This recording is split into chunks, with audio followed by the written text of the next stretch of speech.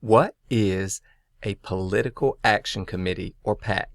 Well, this is a nonprofit entity or organization created specifically for the purpose of raising money and using that money or donating that money specifically to either political campaigns or to spend it in support of a political candidate or cause that is the subject of political voting or action. So with that being said, there are general limitations that the government puts on the ability of individuals to raise money for this purpose. Now, generally, PACs are able to raise unlimited sums of money for the purpose of affecting the election in some way, shape, or form, but there are specific limitations on how much can be raised from specific sources, how much can be raised from individuals, and how that money can be spent or particularly donated or contributed to specific candidates or other funds.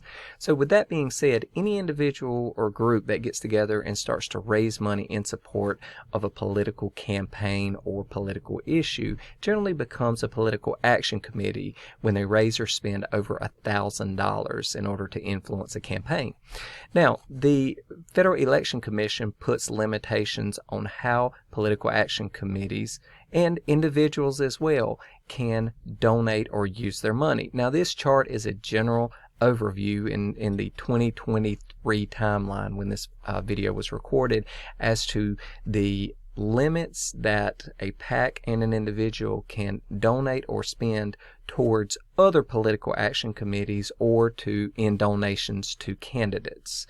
So with that being said, anytime we say that there is FEC limitations on the amount of donations of an individual or a political action committee, these are the rates that apply, but these rates are subject to change any given year. Now, with that being said, there are multiple types of PACs.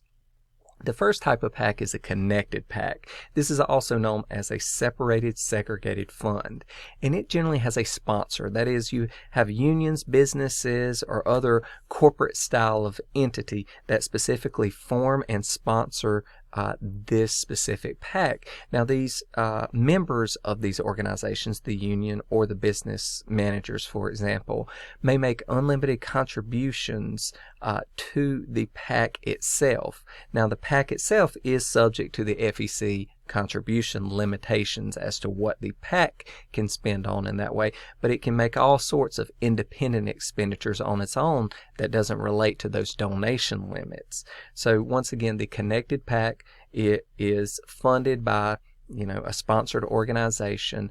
It can only solicit or receive funds from this restricted class of individuals who are members of that organization, but it can spend unlimited amounts of money for the purposes of influencing the election. It just has limitations on what it can donate in that way.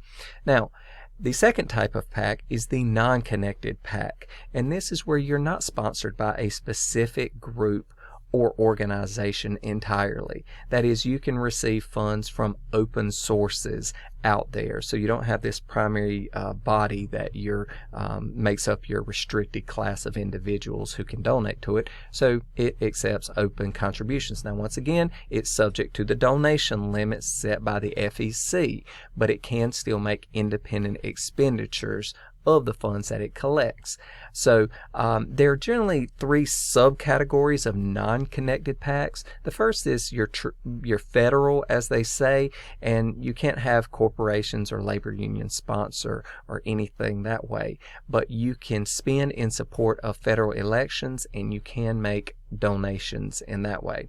A leadership PAC is a second category, and this is generally formed by political candidates themselves. It's not their sanctioned or authorized political campaign PAC, or it is separate from that. So the political candidates are getting around the rules applicable to their specific campaign by making this non-connected PAC on the outside.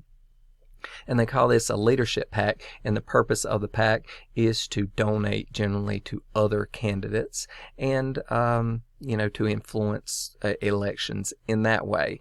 If that separate PAC makes any form of donation to the authorized or official campaign, then once again it's subject to those federal donation limitations. So even though it's managed or controlled by the political candidate that's seeking support in office as well.